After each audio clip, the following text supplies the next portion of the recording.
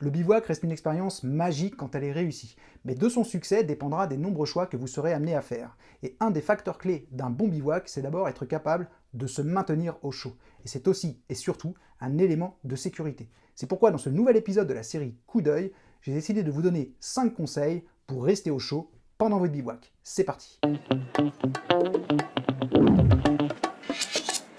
Mon premier conseil, ça va être de bivouaquer à la bonne altitude. En effet, en montagne, il y a un phénomène connu qui est ce qu'on appelle l'inversion des températures. La nuit venue, l'air froid plus lourd que l'air chaud va descendre dans la vallée, alors que l'air plus chaud, lui, aura tendance à stagner à moyenne altitude. C'est d'ailleurs pour cette raison qu'on évitera absolument de bivouaquer exposé face à une pente, parce que l'air froid issu des sommets peut la dévaler à des vitesses impressionnantes sous son propre poids. On parle alors de vents catabatiques, et ces vents peuvent potentiellement causer beaucoup de dégâts à votre abri. En fond de vallée, l'air sera donc plus froid et potentiellement plus humide. Sur les crêtes et les sommets exposés au vent, on aura aussi un air plus froid. Donc idéalement, on essaiera de bivouaquer à moyenne altitude, en n'étant pas trop exposé, afin de bénéficier d'un air plus chaud. Mon deuxième conseil, ça va être de vous éloigner au maximum de toutes les sources d'humidité. Avec le froid, l'humidité, c'est l'ennemi numéro 2 du randonneur. En effet, l'eau, donc l'humidité, est un excellent conducteur de chaleur, ce qui veut dire que si vous bivouaquez dans une zone très humide, eh bien vous allez avoir beaucoup plus de mal à garder votre chaleur corporelle au plus près de votre corps. Donc on va encore une fois éviter les fonds de vallée parce que l'air il sera plus froid, on vient de le voir, mais aussi parce que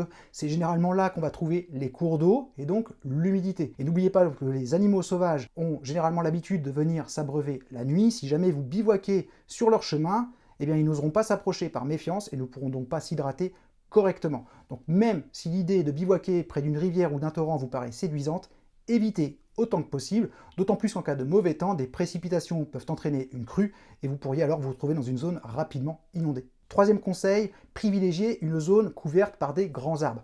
En effet, la surface du sol, la surface terrestre, dégage de la chaleur par le principe du rayonnement. Et cette chaleur, elle est en grande partie absorbée par l'atmosphère. Bivouaquer sous des arbres va vous permettre de retenir un peu plus cette chaleur, va permettre de limiter la perte de chaleur que le sol produit la nuit, et donc l'air sera potentiellement un peu plus chaud, probablement aussi un peu plus sec, donc moins humide. Ça va créer un microclimat favorable pour passer une nuit bien au chaud. Mon quatrième conseil, et non des moindres, c'est d'avoir un système de couchage cohérent. Au moment de choisir son matériel de bivouac, beaucoup de débutants se focalisent sur le sac de couchage en pensant à tort que c'est l'élément essentiel pour passer une nuit au chaud. Et une fois sur le terrain, ils réalisent qu'ils ont froid, alors que les températures rencontrées sont bien en deçà de ce qu'ils pourraient en théorie affronter. Et bien c'est tout simplement parce qu'ils n'ont pas accordé suffisamment d'importance sur le choix du matelas. En effet, si leur sac de couchage permet d'isoler correctement la chaleur du froid atmosphérique, et bien cette même chaleur, elle va être transmise au sol qui par définition est plus froid. C'est le principe de refroidissement par conduction. On s'est déjà toutes et tous brûlés en prenant une tasse de café bien brûlante à pleine main.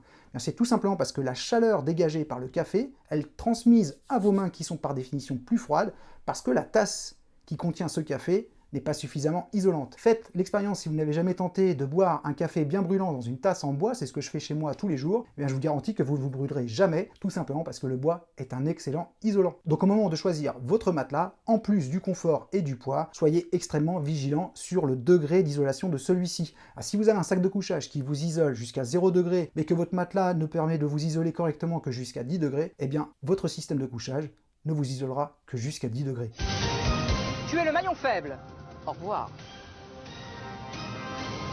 Enfin, mon cinquième et dernier conseil, avoir un abri avec un espace de vie appréciable, mais pas trop spacieux non plus. En effet, l'air chaud étant plus léger que l'air froid, il va avoir tendance à s'élever et se retrouver rapidement sous le toit de notre abri, jusqu'à ce que tout l'air entre le toit de l'abri et nous-mêmes soit suffisamment chaud pour que, justement, l'air chaud n'ait plus à s'élever. Ce qui veut dire qu'on va donc logiquement passer plus de temps à réchauffer un abri d'une hauteur de 180 cm plutôt qu'une tente de 90 cm de haut. Avoir un abri de faible hauteur va vous permettre donc d'économiser votre chaleur corporelle tout en étant plus discret dans votre environnement. Voilà, il ne vous reste plus qu'à mettre en application ces 5 conseils et revenir ensuite ici dans les commentaires me dire s'ils vous ont été utiles pour passer une nuit bien au chaud. Voilà, j'ai terminé en ce qui me concerne pour aujourd'hui. J'espère que cette petite vidéo, les amis, vous aura plu. Si c'est le cas, likez, commentez, partagez. On se retrouve très rapidement pour une prochaine vidéo.